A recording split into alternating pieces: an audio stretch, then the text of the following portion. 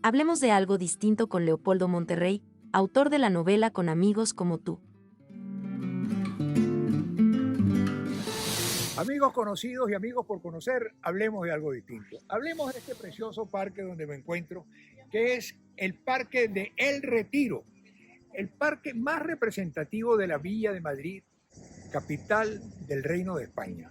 España es un país de reyes, siempre lo ha sido. Antes de que surgiera el Reino de España como lo conocemos, aquí en la península ibérica, había muchos reinados y se fusionaron todos, salvo el reino de Portugal, y dieron lugar al Reino de España. Aquí ha habido una monarquía a lo largo de la historia, salvo dos periodos muy cortos en que hubo repúblicas. La primera república, que no duró un año a fines del siglo XIX, y la segunda, que duró apenas 8 a mediados del 20. Después de la Segunda República vino una cruenta guerra civil e inmediatamente se estableció una dictadura de 38 años, la de Francisco Franco, que duró hasta la muerte de Franco cuando se restableció la monarquía con Juan Carlos I.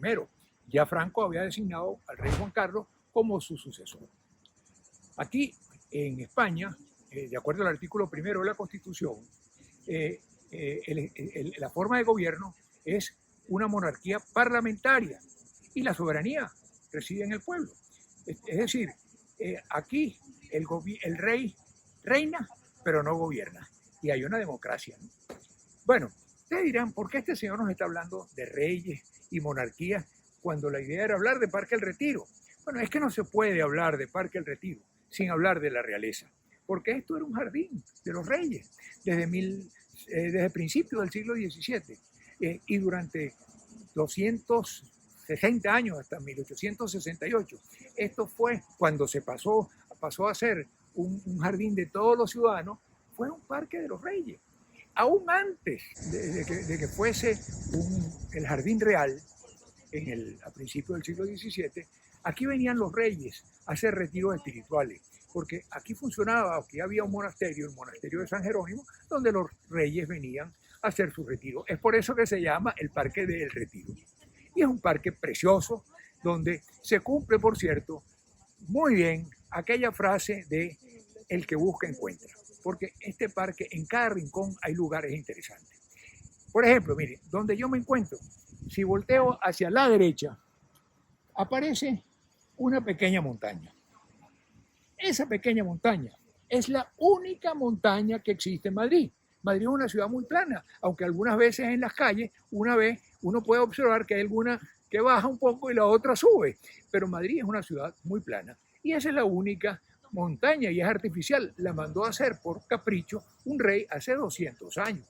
Si volteamos hacia el otro lado, encontramos unas hermosas ruinas de una ermita que fue construida inicialmente en las afueras de la muralla de la ciudad de Ávila y fue desmontada piedra por piedra y traída y vuelta a armar acá.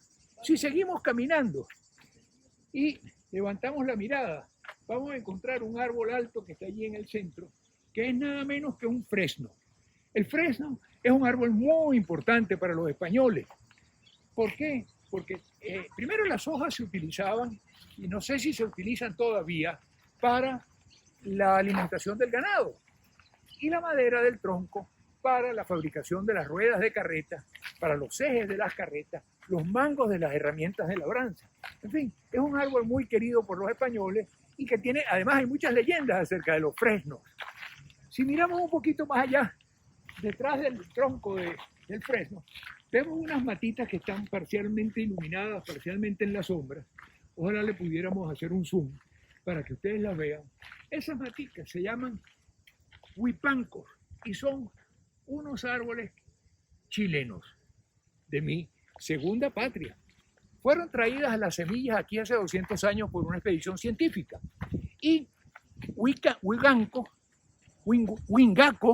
en el idioma mapudungun, que es el idioma de los mapuches, significa el árbol de la tierra. Y mapuche, en el mismo idioma, significa el pueblo de la tierra. De manera que ustedes verán o entenderán la importancia que tiene ese pequeño arbolito para el pueblo mapuche. Señores, este caminata que hemos hecho, este pequeño recorrido, no alcanza a ser 1/10 parte de 1 hectárea. Y este parque tiene 125 hectáreas. Imagínense ustedes qué se puede encontrar en este parque.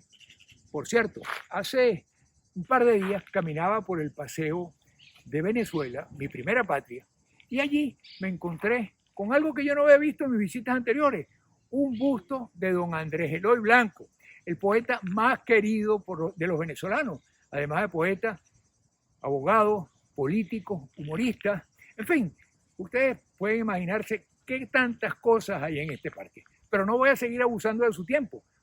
Aquí lo dejamos, Parque El Retiro, y pronto estaremos hablando de algo distinto. Hasta luego.